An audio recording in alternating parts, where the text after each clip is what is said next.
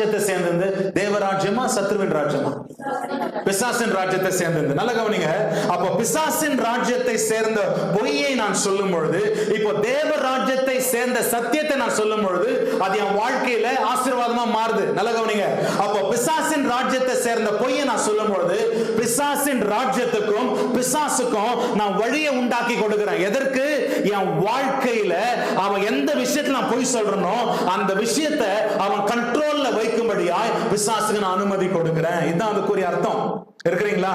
உதாரணத்துக்கு, சிக்கே இல்லாம நம்ம சிக்குன்னு சொன்னோம்னா கண்டிப்பா சிக்னஸ் வரும். பலவீனமே இல்லாம எனக்கு உடம்பு நல்லா இருந்து ஏதோ ஒரு இதுக்காக, இப்ப ஸ்கூலுக்கு போகணும்னு சொல்றேன் இல்ல, ஸ்கூலுக்கு போறதுக்காக எனக்கு என்னன்னு தெரியல, எனக்கு ஒரு மாதிரி, நான் சொல்லியிருக்கிறேன் நிறைய நெஞ்சு வலின்னு சொல்லியிருக்கிறேன். ஒரு விஷயம் தெரியுமா? ஊழியத்துக்கு வந்த பிறகு பெங்களூர்ல சென்ட் ஜான்ஸ் ஹாஸ்பிட்டல்ல ஒரு வாரம் அட்மிட் ஆங்க. நெஞ்சு வலி, உண்மையாவே அட்மிட் ஆங்க. நெஞ்சு வலின்னு சும்மா சொல்லியிருக்கிறேன்.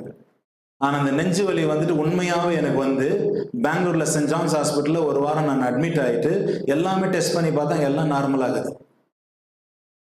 ஆனா வலி ஏன் வந்துச்சுன்னு தெரியல. இதுக்கு பின்னால இருக்கிற ஸ்பிரிச்சுவல் ரீசன் நம்மளுக்கு இப்பதான் தெரியுது. நான் வலி இல்லாத இடத்துல வலின்னு போய் சொன்னேன். என் உடம்ப பிசாசு ஆக்கிரமித்து அவன் பொறுப்பெடுத்து அவன் எனக்கு பலவீனத்தை கொண்டு வந்தான். சிலர் வந்துட்டு ஃபைனான்ஸ்ல போய் சொல்லுவீங்க, இல்லவே இல்ல காசு.